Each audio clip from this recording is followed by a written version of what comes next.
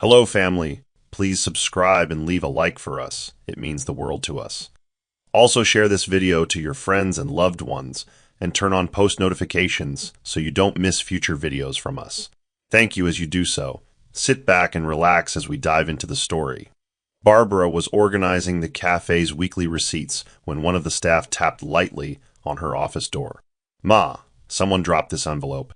"No name, just your first name on it," the girl said. Barbara took it, her eyes narrowing at the thick, unfamiliar parchment. The handwriting was jagged, too deliberate to be calm. Curiosity tightened her chest as she pulled the letter open. Inside was a folded hospital document, old but intact, and a note written in red ink. "Ask your sister why she never told you everything." At the bottom was a name, David. Her hand trembled. She unfolded the medical document and saw Ruth's name, dated 6 months back, with annotations she didn't understand, something about estate beneficiaries and temporary authorizations. Her heart pounded as conflicting thoughts raced through her head. "Why would David reach out from prison?" she whispered. She felt an uncomfortable mix of fear and betrayal tightening around her throat. Didn't Ruth tell me? All through the day, Barbara kept glancing at the envelope like it was a ticking bomb. She didn't confront Ruth immediately. Instead, she observed. That evening, Ruth sat outside the cafe, a book resting on her lap, looking so peaceful it annoyed Barbara. "How can she look so calm when there's so much I don't know?" she thought. Later that night, she sat on her bed staring at the letter again. She didn't want to believe David, but he'd planted a seed. What if Ruth really took everything? The inheritance, the trust, their parents' legacy. Guilt pricked her, but suspicion began taking root. She replayed past moments, Ruth brushing off financial questions or changing the topic when their parents' estate came up. Had she missed the signs? "No," Barbara whispered to herself. "This is just David's game. He's bitter." But despite her attempts to silence it, doubt lingered in her chest. And by morning, it had grown too loud to ignore. She folded the letter neatly and tucked it under her pillow, not to forget it, but to remind herself she needed answers. The kind only Ruth could give, if she was willing to tell the truth. Barbara stood in the kitchen, stirring her tea long after the water had gone lukewarm. The morning sun streamed through the cafe window, but it did little to warm the storm brewing in her chest. Ruth hummed softly in the living room, flipping through a photo album of their late parents. "Ruth," Barbara said, keeping her tone casual, "do you ever think about the will? I mean, how everything was divided?" Ruth looked up, startled. "Sometimes. But it's all settled now. Why?" Barbara shrugged, forcing a light laugh. "Just curious." Ruth tilted her head slightly, sensing the shift in her sister's energy. "Barbara, is something wrong?" Barbara offered a rehearsed smile and shook her head. But her hands were clenched around the teacup, and her heart pounded with questions she was still too afraid to ask directly. Later that evening, Barbara found herself scrolling aimlessly through old bank emails on her phone. Her thoughts wouldn't leave her alone. She remembered Ruth taking full responsibility for financial matters after their parents passed. At the time, she was too emotionally broken to question it. But now, with David's cryptic note haunting her, every kind gesture Ruth had shown suddenly felt like a cover-up. Did she take the inheritance out of love? Or out of greed? Barbara asked herself aloud, pacing in her bedroom. Ruth knocked gently on the door. "You've been quiet today. Want to talk?" Barbara hesitated before answering. "I'm just tired, that's all." Ruth lingered at the doorway, uncertain, then walked away. Barbara watched her go, torn between love and suspicion. "Don't make me question you," she whispered to herself. "But if there's something you're hiding, I'll find it." Maria leaned against the prison wall, her hair a tangled mess and her eyes bloodshot. Across from her, a young inmate named Tess handed her a smuggled smartphone with a cracked screen. "You sure this'll work?" Tess asked. Maria smirked. "Truth doesn't always need to be true. It just needs to be loud enough." She opened a fake social account under the name Adesua B and began typing carefully. "Barbara, you don't know everything. Ask Ruth why she got access to the entire estate without you."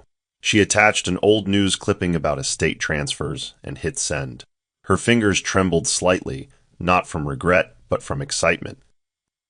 They'll eat each other alive, she muttered, licking her cracked lips. And Ruth will be too late to fix it. Barbara saw the anonymous message late that night. At first, she rolled her eyes. Another troll. But when she clicked the profile, she found more messages. Screenshots of supposed banking transfers, a blurred image of Ruth signing documents at a lawyer's office. The account kept repeating, "She used you.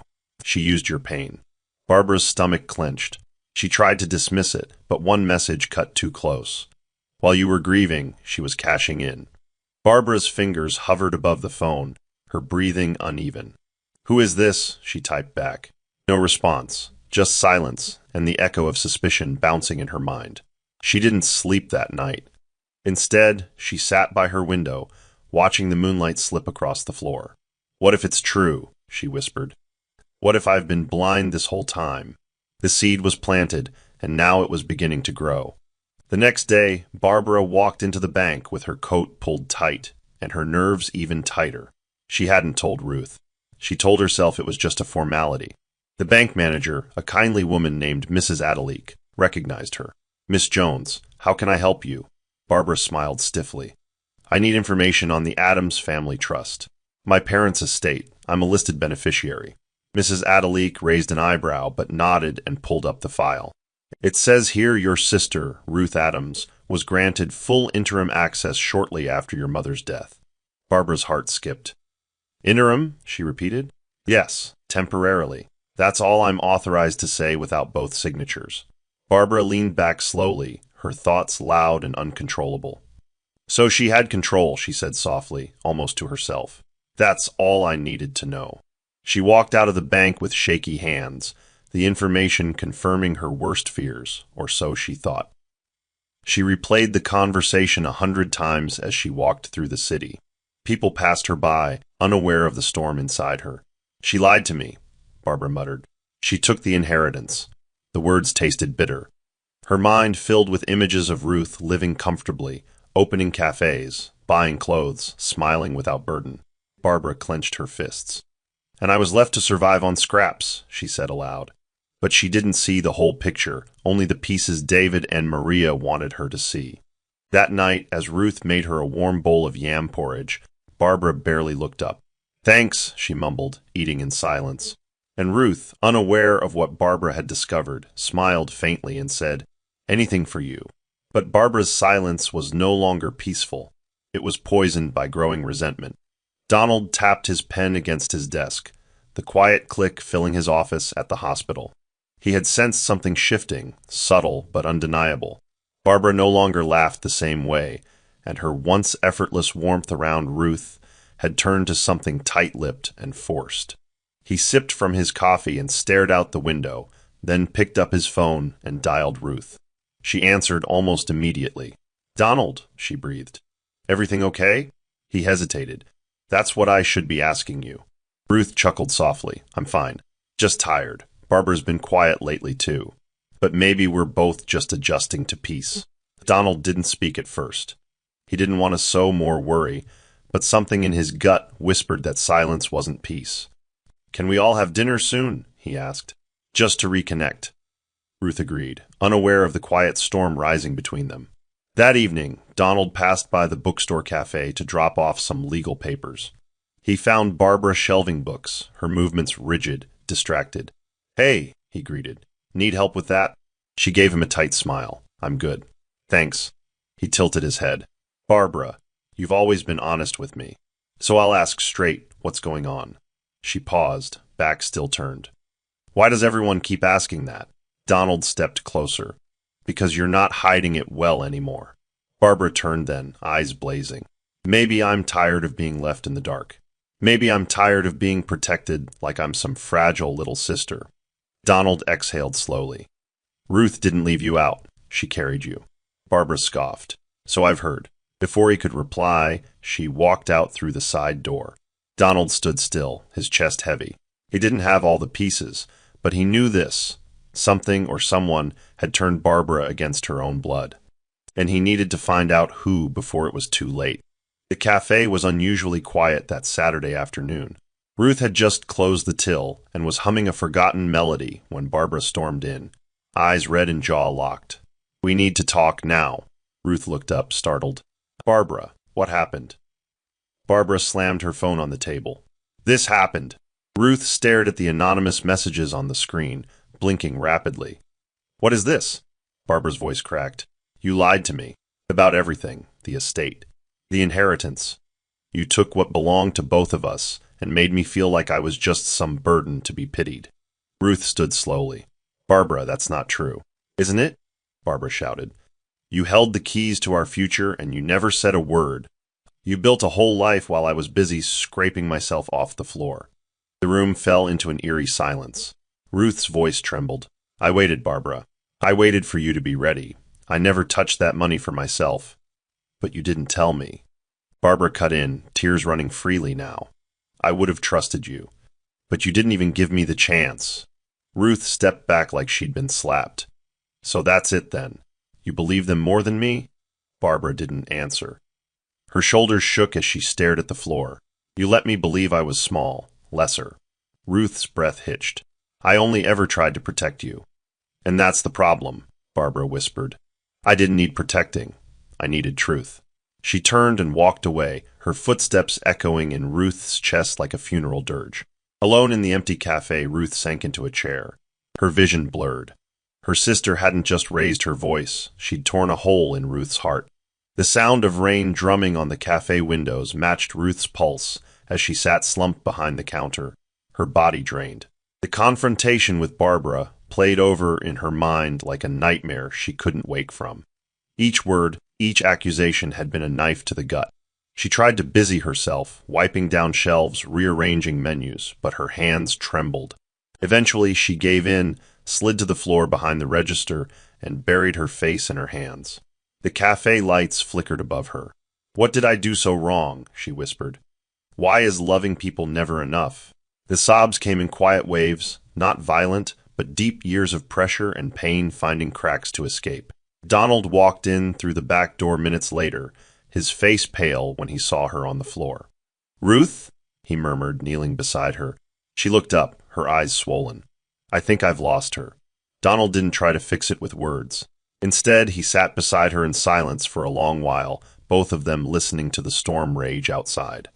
When Ruth finally spoke again, her voice was hoarse. I carried her grief when she couldn't. I gave up my dreams so she'd never have to feel alone, and now... She trailed off. Donald touched her hand gently. She's confused. Hurt people don't always see who's hurting beside them. Ruth nodded slowly. But what if she never comes back? Donald stared at her, steady and firm. Then we fight for her. You've fought death, Ruth. You can survive misunderstanding. She leaned into him, resting her head on his shoulder. The walls of the cafe, once her sanctuary, now felt like prison bars closing in. I don't want to be strong anymore, she whispered. I just want peace. Donald's grip tightened slightly. Then let's find it, together. But inside, he knew. To get Barbara back, he would have to expose the lie she believed, before it destroyed them both. Richard tapped his fingers against the dusty old envelope he'd kept locked away for months. Ruth had entrusted it to him when everything first unraveled. Only open it if things go sideways, she had said. Things had gone sideways. With quiet determination, he handed the envelope to Donald in his office, both men seated across from each other, the air heavy with consequence. Donald unfolded the papers and scanned the official last testament of Ruth and Barbara's parents. His brow furrowed, then lifted. Barbara was always meant to inherit more, he murmured. But only once she was emotionally and financially stable. Richard nodded. Ruth never touched the estate. She held it as a custodian, even used her own funds to cover Barbara's share of the debts. Donald leaned back in his chair. She was never protecting herself. She was protecting Barbara from the weight of responsibility. That evening, Donald stopped by the bookstore to find Ruth asleep on the sofa, an unread book resting on her lap, her face pale from fatigue. He didn't wake her, just sat beside her and quietly opened his laptop. He pulled up the scanned documents and forwarded them to himself, including a voice memo Richard had secretly recorded when Ruth first declined the inheritance for herself. Her voice cracked in the audio. She's not ready yet. But one day when she finds her voice, I want her to stand on her own, not beneath me. Donald closed the file and stared at the woman beside him. So much love wrapped in silence.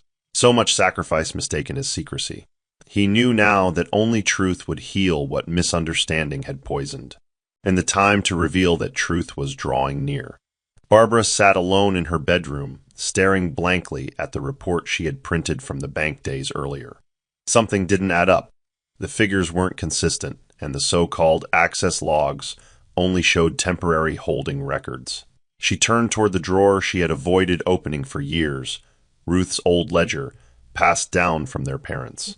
With trembling fingers, she opened it and saw receipts, hospital bills, tuition statements, therapy payments, all addressed to her, all paid by Ruth. In the back was a handwritten note, faded with time. When she's ready, she'll know I was always rooting for her. Barbara's throat closed. All this time, she whispered, voice breaking. She never took anything. Later that night, as guilt crept in like a shadow, Barbara scrolled through her photo gallery and stumbled on a forgotten voice message Ruth had sent her a year before. Don't rush yourself. I know life's been hard. I just want you to know. I'll always be in your corner, even if you don't see me. The words hit differently now. Barbara sank to the floor, her head resting against her dresser. All her anger, her assumptions, they had clouded the truth. She whispered, I hurt the only person who never stopped carrying me. Her phone buzzed. It was Donald. One line, we need to talk. I have something to show you. She didn't reply. She just grabbed her coat and left for Ruth's. The storm outside mirrored the one inside her. But in her heart, for the first time in weeks, she hoped she was still in time to make things right. The cafe was lively that afternoon with a poetry event Barbara had once helped organize. Ruth tried to host with a smile, but her hands trembled as she passed out tea. She hadn't slept in 2 nights. She had barely eaten. Her heart ached from the tension with Barbara, and the emotional weight of her silence had grown unbearable. She leaned against the counter for support, eyes glazing over as the voices around her became muffled. Then everything tilted. Glass shattered. The crowd gasped. Ruth collapsed behind the counter. A scream pierced the cafe, someone calling for help. Donald, who had just walked in, rushed to her side, checking her pulse.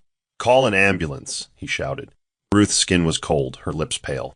As he cradled her head, she whispered faintly, I didn't want to lose her. Barbara, racing in moments later, froze at the doorway.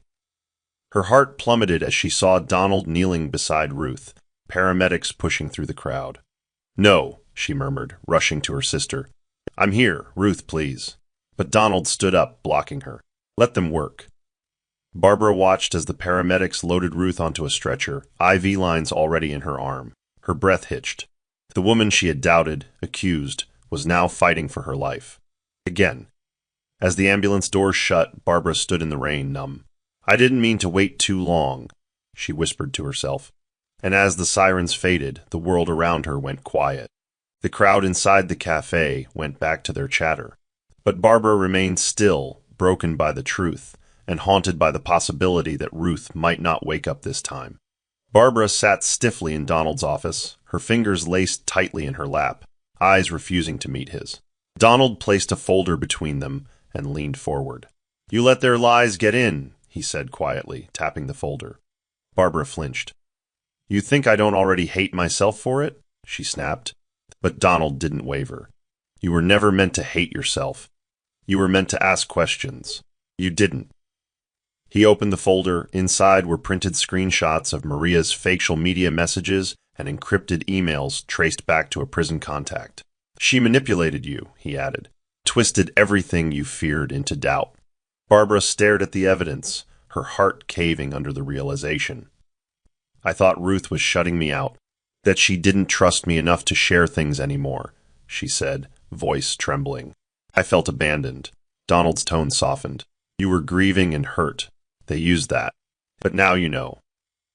Barbara's hands trembled as she closed the folder, the weight of her choices suffocating. I can't undo what I said, she whispered. No, but you can show up now, Donald said gently. She's still fighting for you. Barbara's eyes welled. Do you think she'll forgive me?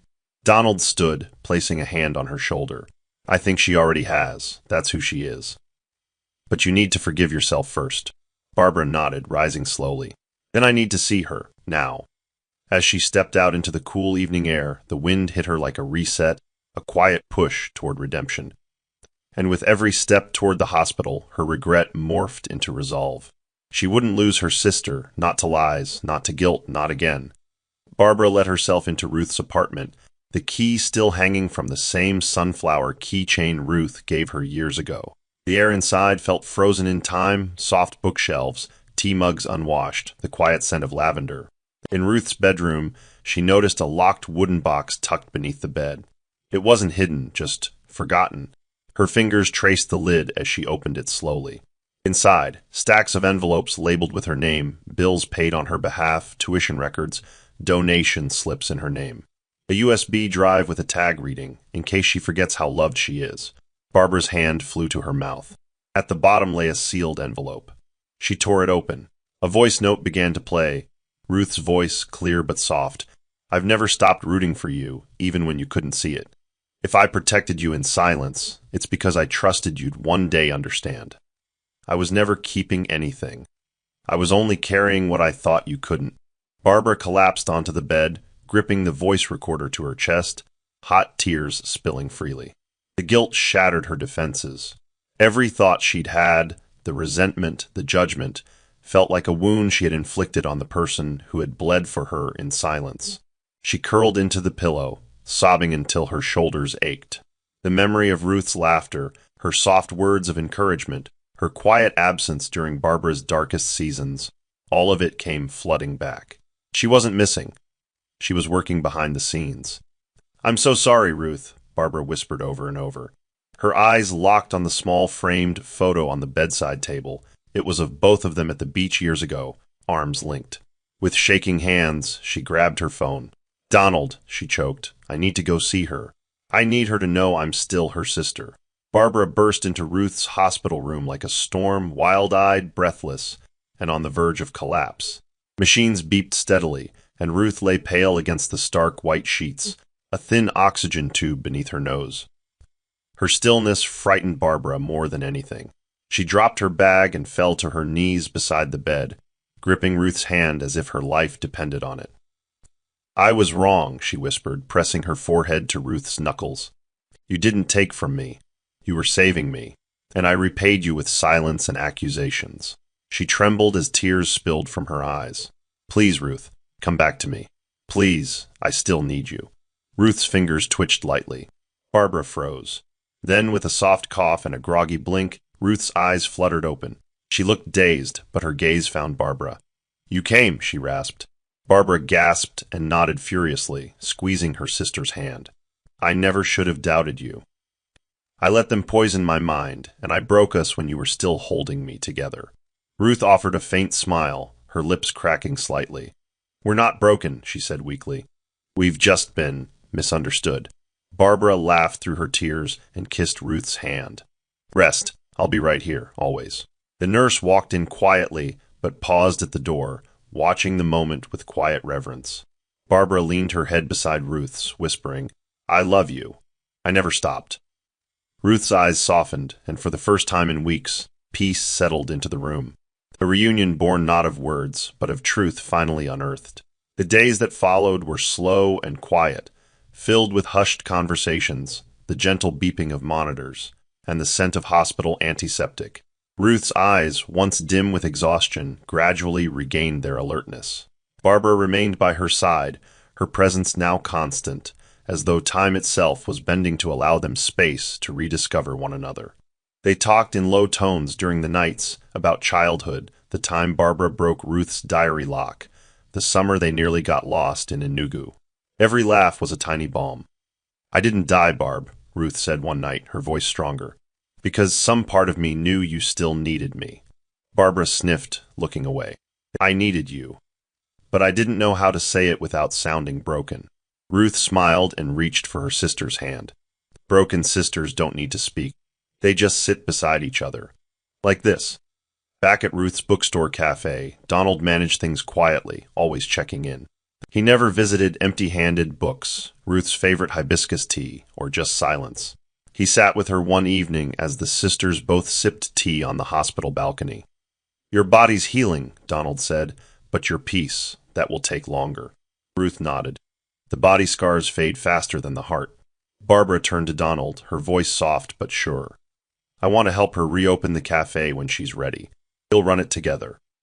Donald's smile was approving, but Ruth looked at her sister for a long moment before whispering. Then we do it slow on our terms. No more rushing to survive. Barbara nodded. We'll build peace, one book and one teacup at a time. That night, as they wheeled Ruth back to her room, a soft sense of freedom began to stretch its fingers through her chest, not the kind that comes from running away, but from choosing to stay. Barbara sat curled on the bench outside Ruth's hospital room, her journal propped against her knees. The pages were worn with age. She hadn't written in it since their parents passed. But tonight, she needed to speak to someone who might understand, her past self. She took a deep breath and began. Dear younger me, you were angry. Not because you were wrong, but because you didn't know how to grieve what you never got to say. You buried pain inside sarcasm, silence, and stubbornness. And when love finally stood before you, you mistook it for guilt. She paused, wiping tears away with her sleeve. But Ruth never stopped being your home. She carried your burdens in silence, not because she wanted you to feel weak, but because she believed you were worth the strength. The words trembled on the page, but they flowed like medicine. She continued, You thought you lost your sister to betrayal, but you were wrong. You lost her to lies, and now you've found her again in truth. As the ink dried, Barbara stared at the page for a long while, letting the weight of it all press gently into her chest. Then she tore out the letter and folded it carefully, slipping it into an envelope labeled Memory, Not Guilt. That night, she placed the envelope inside Ruth's old bookshelf back at the cafe, between a worn copy of Things Fall Apart and The Secret Lives of Baba Seji's Wives. It wasn't just for Ruth, it was for the girl she used to be. The one who didn't know how to say, I love you, without hurting first. As she stood back and stared at the quiet cafe shelves, Barbara whispered, We're healing now, all of us. And for the first time, her heart didn't feel like a battlefield. It felt like a garden. You want to do what?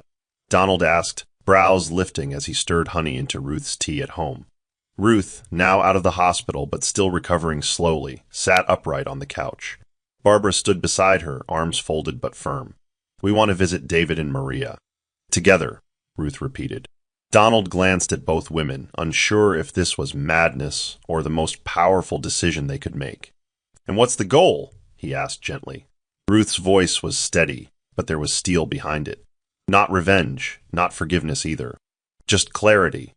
They need to see what they didn't destroy. Barbara added, We're not going to yell. We're going to let them see our peace. That's the loudest thing they'll ever hear.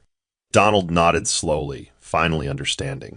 Then I'll make the call, but promise me, if it shakes you too much, we walk away. Later that evening, Barbara packed a small bag with quiet deliberation. Ruth sat in her room, staring at an old photo from their wedding day, David's smile wide, Ruth's face radiant with blind trust. She placed it in a drawer, shut it gently, and whispered, This time, I'll look at you and not flinch. That night, the sisters sat in the living room, sipping from their favorite mugs, the air heavy with memories and resolve. Are you scared? Barbara asked. Ruth shook her head. Not anymore, because this time I'm not walking into that place alone. The next morning, they rose before the sun, dressed simply but confidently, and stepped out into the dawn. It wasn't a journey for justice or closure. It was something rarer. Two women carrying their scars like armor, not to fight, but to remind those who wounded them that survival wasn't just about breathing. It was about living well. The prison gates loomed ahead like the past refusing to be buried. Barbara and Ruth sat quietly in the waiting area, their silence not tense but centered. Both wore muted tones, faces bare of makeup, dignity worn like armor. A female officer called, You may proceed. They walked the narrow corridor hand in hand.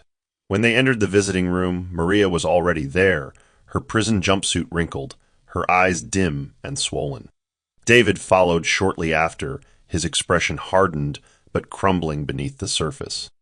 So, Maria sneered, breaking the silence, you came to gloat? Ruth's response was level, emotionless. No, we came to show you something you tried to ruin, but failed. Barbara pulled out a small photo and slid it across the table. It was of Ruth and Barbara reopening the cafe, standing together in front of shelves full of books and life. "This is what you couldn't kill," Barbara said.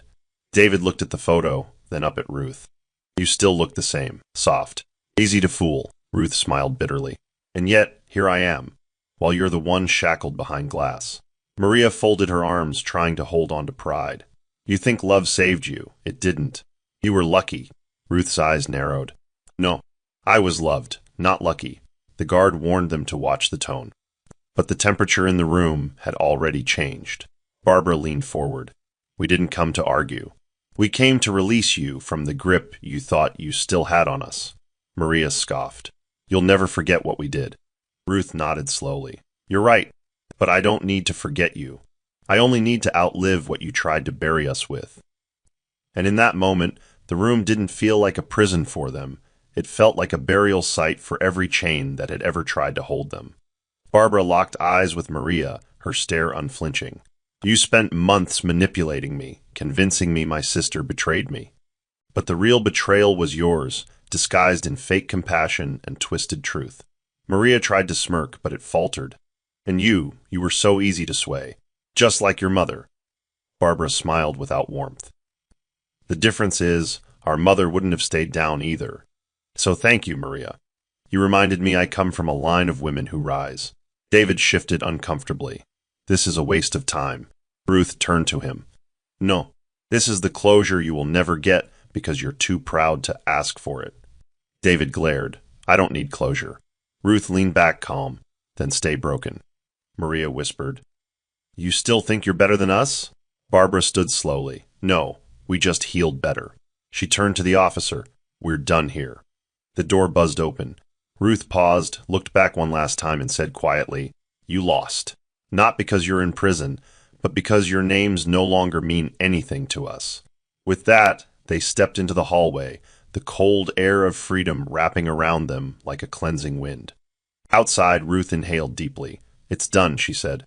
Barbara nodded. "I thought I needed revenge, but all I needed was to see that I've moved on, that we've moved on." They got into the car. As the gates closed behind them, Barbara stared out the window. "Let's never mention their names again," she whispered. Ruth nodded, reaching for her hand. "Let's only speak of what we've built instead." The car ride back was silent, but not strained. It was a silence of exhale, of shedding burdens too heavy to carry back into their world. Barbara rolled down her window as they drove past the fields, her hand outstretched, grazing the wind. "I thought facing them would break me," she finally said, "but I think it just proved how much they no longer matter." Ruth looked over, her eyes still tired but wiser than ever. "They never mattered, Barb, not in the ways that counted." The road ahead was long, but for the first time in years, they weren't running from it. They were walking into it with eyes wide open.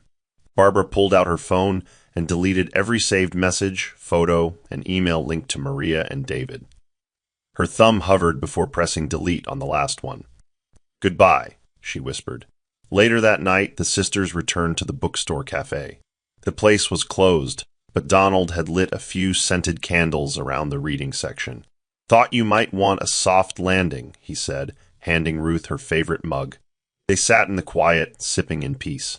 Barbara looked around at the posters they had hung years ago, the bookshelf with their parents' collection still intact, and the handwritten customer notes pinned to the gratitude wall. "This is what winning looks like," she murmured. Ruth nodded. "Not court victories. Not internet vindication. Just this quiet, chosen joy." As they clinked mugs, a small laugh escaped Barbara's lips. "Can you believe we went from betrayal to peace?" Ruth grinned. "From ashes to laughter." And in that quiet bookstore, the chapter of vengeance closed, not with fanfare, but with warm tea, soft forgiveness, and hearts wide open. The morning sun filtered through the cafe's windows as Ruth walked in with a well-dressed man at her side, tall, dark-skinned, with a calm expression that carried quiet wisdom. "Barbara, this is Caleb A's," Ruth introduced. "He's the financial consultant Donald recommended to help sort out the remaining trust account logistics."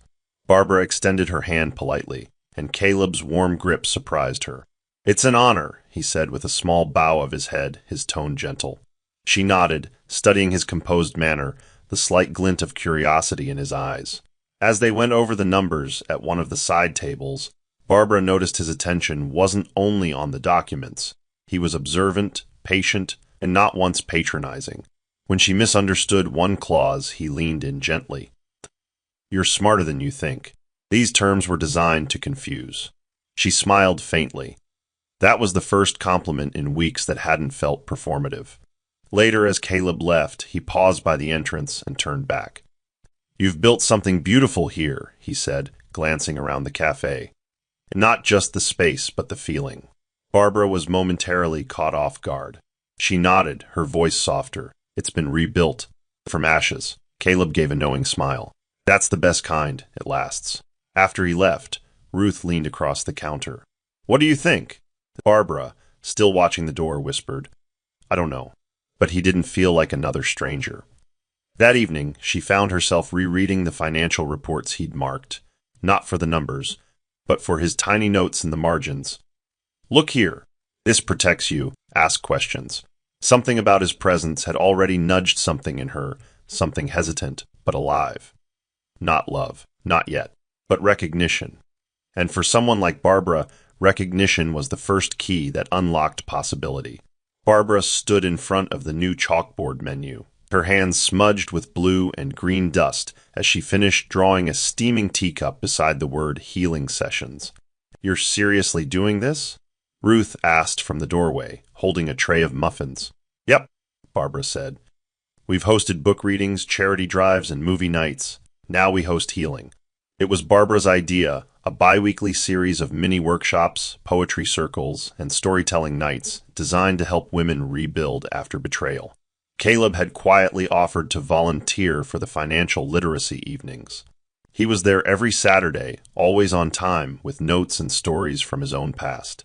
"Trust is a currency," he once said during a session.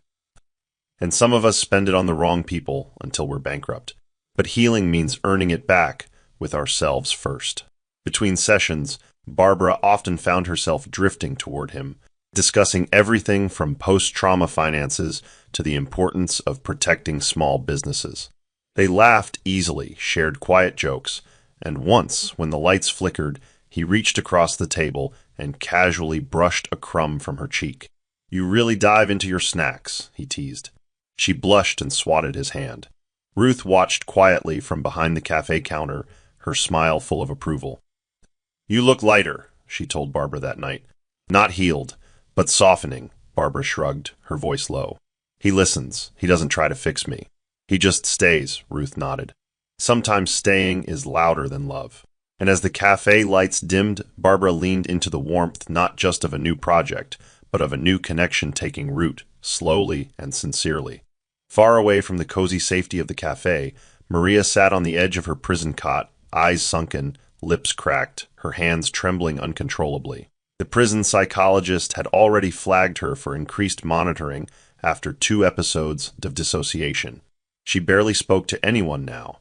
David had stopped visiting after filing for divorce, a 1-paragraph letter stating, "You're no longer useful to me." That line repeated in her head like a haunting lullaby. The same woman who once orchestrated chaos with charm and cunning now rocked herself to sleep like a forgotten child. "They were supposed to stay broken," she murmured into the wall. Ruth was supposed to crumble. Barbara was never meant to rise. Her cellmate, already wary of her outbursts, had requested to be moved. The guards spoke in whispers. "She's not like the others," one said. She cracked from the inside out. When Maria was finally restrained during a screaming episode, accusing invisible enemies of betrayal, she was taken to the infirmary. There, restrained and sedated, she whispered over and over, "I'm the reason. I'm the reason. I'm the reason." Her once manicured hands, now chewed and bandaged, clutched at nothing but air. And in that sterile, dim hospital room, the very woman who had spun lies into ropes that strangled 2 sisters lay curled in a fetal position, destroyed not by them, but by the very poison she used to infect them. It wasn't vengeance, it was collapse. And not a soul came to visit, not even David, not even a memory. The cafe had long emptied for the night, yet Barbara lingered behind, organizing receipts when she noticed Caleb still seated by the back window. His sleeves were rolled up, tie loosened, his posture more vulnerable than usual. She walked over, drying her hands with a towel. "You don't usually stay this late," she said. Caleb looked up, then smiled faintly. "I wanted to talk," he admitted, voice quieter than usual. Barbara sat across from him. The silence between them wasn't awkward, it was filled with anticipation. Caleb looked down at his fingers. "There was someone before," he said slowly. "A woman I thought I'd marry. I gave her everything, my savings, my trust, my dreams. One morning, she disappeared. Took it all. Left a note that said, 'You're too soft to survive with someone like me.'" Barbara's brows furrowed, stunned by the rawness in his voice. He met her gaze. "I spent years thinking softness was a weakness. That maybe I invited the betrayal. But then I met you and—" he paused. "You've been wounded, yet you're still kind. Still open. I see a strength in that I couldn't name before." Barbara looked away, blinking fast. "You're not soft, Caleb. You're steady. There's a difference." He chuckled under his breath. "I'm trying to be," he said. "But truthfully, I was afraid you'd eventually see how broken I still am." Barbara reached across the table and placed her hand over his. "I've stopped looking for perfect. I just want real. And you've been real with me from the start." In that dimly lit moment, they didn't kiss. They didn't even hold hands longer than a second. But something shifted, a foundation. A new beginning, one not built on fixing, but on seeing and being seen. The cafe buzzed with a nervous energy as chairs were lined in neat rows, journals placed on every seat, and a hand-painted banner reading, "From Shattered to Strong," stretched above the tiny wooden stage. Barbara stood at the back, glancing over the guest list. It wasn't just a seminar, it was a gathering of women like her and Ruth. Women who had loved, lost, been lied to, and survived it all. Ruth adjusted the microphone, her palms briefly trembling. "You don't have to speak," Barbara whispered from the wings. Ruth smiled. "Ido, I've stayed silent too long." As the attendees settled, Ruth walked to the center, looked at the faces before her, and began. "My name is Ruth. Years ago, I trusted someone who prayed over me in the morning and planned my death by nightfall." Gasps rippled through the audience, but Ruth remained poised.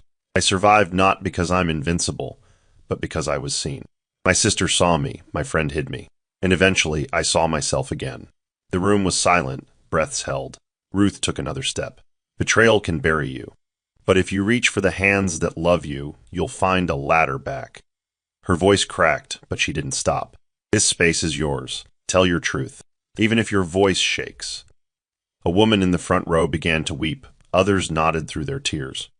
Barbara walked out to stand beside her, holding Ruth's hand in front of everyone. "This is my sister," she said, "and she is my hero." Thunderous applause filled the room. In that moment, the cafe was no longer a place of business. It was a sanctuary for truth, a lighthouse for the broken, and a stage for those rebuilding their voice. The sky was overcast as Barbara and Ruth pulled into the small, quiet cemetery.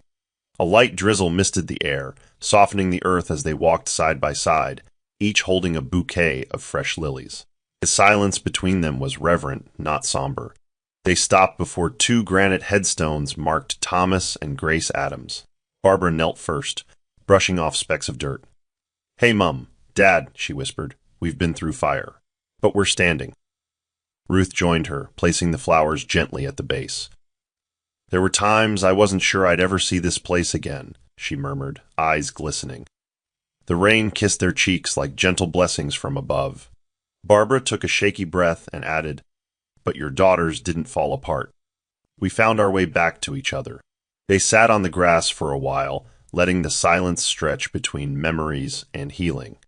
"Do you think they knew," Barbara finally asked, "that all of this would happen?" Ruth looked up at the cloudy sky. "I think they prayed we'd never be broken. But if we were, that we'd find our way back to the truth." Barbara leaned her head on Ruth's shoulder, her voice barely above a whisper. "I'm sorry it took me so long to see it." Ruth smiled gently. "Love doesn't count the days, Barbara. It just waits." They stayed until the rain grew heavier, then walked back to the car in silence, hearts lighter, souls cleansed. As the engine started, Ruth glanced over and said, "Next time, let's bring chairs and talk longer." Barbara chuckled. "Next time we bring wine and stories." And as they drove off, neither of them looked back. Because there was nothing left behind to fear, only ahead, and the journey they were now walking together. The evening had a golden warmth to it. Garden lights danced gently against the breeze, casting soft shadows across the backyard. Laughter from guests who had come for a casual dinner echoed faintly through the air, but Barbara found herself by the old jacaranda tree with Caleb, watching the fireflies gather above the flower beds. The moment had stilled into something delicate. Caleb, slightly nervous, wiped his palms on his trousers and turned to her. "Can I ask you something, Barbara?" She smiled, the corners of her lips pulling upward slowly. "You just did," she teased, but her voice softened when she added, "Go on." Caleb took a quiet breath, then reached into his coat pocket and brought out a small, carved wooden box. "I don't have a ring here yet, but I have something more important, intent." He opened the box, revealing a folded note. "This is the letter I wrote the night I knew I wanted forever with you." Barbara's hands trembled slightly as she unfolded the note, reading the carefully written words inside. "I don't want to be your rescue or your redemption," it read. "I just want to be your peace, if you'll let me." When she looked up, her eyes were shimmering. "Caleb," she whispered, breath-catching, "you're the quiet I prayed for during my loudest storms." He stepped closer, voice barely audible. "So, would you build something with me? Not perfect, not painless, but ours?" A tear rolled down her cheek before she laughed through the emotion. "Yes," she said with a surety that needed no rehearsal. "Yes, Caleb A's. I'll build anything with you, as long as we remember where we started." Around them, the world didn't pause or celebrate, but in their silence, something sacred was promised. They hugged tightly, heartbeats sinking, and the jacaranda petals fluttered like blessings from above. The house was a whirlwind of fabric samples, laughter, and subtle chaos. Ruth sat on the floor in Barbara's bedroom, pins in her mouth, helping alter the wedding dress by hand. "I thought you were hiring someone for this?" Barbara asked, laughing as she spun in front of the mirror. "I did," Ruth replied, muffled, "but I told her to go home. I wanted to do this part myself." Barbara paused, touched. "You're really sewing my wedding dress?" Ruth nodded. "It's not just a dress. It's proof of healing, of time, of love finding us again." Barbara reached down and hugged her sister tightly. "If you cry, the needle's going to slip," Ruth warned. "Then I'll wear the scar like an accessory," Barbara joked. Donald walked in with a tray of tea, grinning. "I've never seen two women more determined to do everything themselves." Ruth glanced up at him and smiled. "It's our way of stitching meaning into every piece." Later that night, Barbara sat under the moonlight, flipping through a scrapbook Ruth had given her. Each page had photos of them, childhood memories, birthdays, scraped knees, and wide smiles. But it ended with a single blank page and a note that read, "Now you get to fill this with your own family." Barbara closed it gently, pressing it to her heart. Caleb walked in and sat beside her, wrapping a shawl over her shoulders. "Nervous?" he asked. "No," she replied honestly. "Not nervous, just in awe." He took her hand. "Then we're ready." The following morning, the final details came together: music rehearsals, floral deliveries, last-minute seating changes. But through all the fuss, Barbara's heart stayed calm. She looked at Ruth bustling around in her organizer mode and whispered to herself. "She walked through fire and came back holding my hand. That's love, and now I get to multiply it." Sunlight streamed through the tall windows of the countryside chapel, illuminating rows of white tulips and eucalyptus garlands that lined the aisle. Guests filled the seats with quiet smiles and teary anticipation. Ruth stood near the altar, holding Barbara's bouquet, her eyes scanning the entrance doors. And then Barbara appeared, radiant, wrapped in the same satin Ruth had sewn with her own hands, her natural curls crowned in soft gold pins. Caleb stood at the front, breath catching visibly as he saw her. When Barbara reached him, he whispered, "You're every good thing I've ever waited for." She smiled. "Then I'm glad you waited." The officiant cleared his throat, beginning the ceremony, but for Barbara and Caleb, the rest of the world disappeared. Midway through the vows, Ruth found herself weeping, not from sadness, but release. It was the culmination of so many battles. The lies, the betrayals, the nights of aching silence, and now the joy. When Barbara said, "I do," her voice did not tremble. It roared softly with conviction. Caleb placed the ring on her finger like it was a home finally found. As they were declared husband and wife, the room erupted in applause. Ruth approached the podium for her toast and steadied herself. "Barbara," she began, "you were once the little girl who used to hide behind me in storms. Now, you're the woman who stands in her own light, and I couldn't be prouder." Barbara wiped her tears as Ruth raised her glass. To new beginnings, to unbroken love. The sisters who choose each other again and again. And as the room lifted their glasses, the story that once began in betrayal had now turned its final chapter into a testimony of grace. The soft bell above the cafe door chimed as Ruth stepped inside, balancing 2 cups of tea while Barbara arranged framed photographs along the wall. It was the bookstore's 1-year anniversary since reopening, and though it wasn't crowded, every guest who entered felt like family. Barbara smiled, adjusting the last frame. "Look at this," she said, pointing to a photo of them from their childhood, missing front teeth, messy braids, and laughter frozen in time. Ruth chuckled, handing her a cup. "We had no idea how much the world would try to take from us," she murmured. Beside that photo were more recent ones. Ruth reading to children during story hour, Barbara leading a women's financial literacy class, Caleb grinning in the background as he arranged seats. The cafe had become more than a place. It was a symbol of survival, connection, and second chances. As the evening drew closer, a few friends and supporters gathered for an intimate celebration. Ruth took the microphone, clearing her throat as everyone turned to her. "There was a time I thought silence would define my life," she began. "A time I believed I'd only ever be remembered as a victim." Her eyes scanned the crowd, then landed on Barbara. "But healing has a sound, and for me, it started when I chose to live, not just survive." Applause rippled gently across the room. Barbara joined her, taking her hand. "We were buried under lies," Barbara added, her voice soft but strong, "but we dug each other out with the truth." Caleb clinked a glass from the back of the room. "And now you both help others do the same." The celebration resumed, but in a quiet moment, Ruth stood near the wall of photos again, running her finger over one of her in a hospital bed, eyes barely open. "That girl never thought she'd smile again," she whispered to herself. Barbara came up behind her and hugged her. She didn't just smile. She built a world where joy could live. And in that moment, everything truly did feel full circle. Ruth sat alone on the front porch just before dawn, wrapped in a light shawl as the first hints of orange stretched across the horizon. The old journal she once tucked away was now open in her lap, a pen resting between her fingers. Slowly, she began to write. "They thought they could silence me. They thought betrayal would break me. But it taught me to listen deeper, to fight wiser, to forgive without forgetting."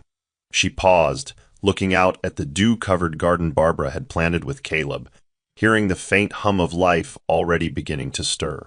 "And when I rose, I didn't rise alone. I brought my sister with me." She smiled faintly, sealing the journal shut. Her healing wasn't loud. It didn't need to be. Inside the house, Barbara prepared breakfast, her laughter floating in with Caleb's as they debated whose pancake was fluffier. Donald soon joined them, setting down fresh flowers for the center table. Ruth stepped inside, and the 3 of them looked up. "You're glowing," Barbara said, handing her a mug of warm tea. Ruth nodded. "Peace does that to a person." They sat together, no grand event, no dramatic music, just the gentle rhythm of lives rebuilt from ashes. That afternoon, Ruth placed her journal on a shelf beside a small plaque that read, "Survivor, Sister, Storyteller." Her voiceover echoes in memory. "They tried to bury me in betrayal. But I bloomed, and I brought my sister with me." Outside, the wind rustled the trees, and in the stillness of their shared journey, Ruth finally felt what she'd longed for all along. Not revenge, not even justice, just peace. And it was hers now, forever. Here's the Bible verse, Genesis 50, verse 20. "You intended to harm me, but God intended it for good to accomplish what is now being done, the saving of many lives." This verse captures Ruth's journey, how betrayal, deceit, and deep emotional wounds were weaponized against her. Yet in the end, those very trials became the foundation for healing, purpose, and restoration, not just for herself, but for others as well. Moral of the story: true strength is not found in vengeance, but in choosing to rise, rebuild, and carry those we love especially when lies tried to separate us. Ruth and Barbara's story teaches that healing does not mean forgetting, and justice doesn't always arrive in courtrooms. It sometimes blooms in quiet cafes, honest conversations, and reconciled hearts. The greatest victory isn't proving others wrong. It's proving to yourself that brokenness is not the end. It's just the place where deeper love begins. That's the end of the story. What did you learn from this story? Drop your thoughts in the comments section. Leave a like, and don't forget to subscribe and turn on post notification so that you'll be notified whenever we drop our next videos. Also, share this video to someone who might be interested. Thank you so much for watching.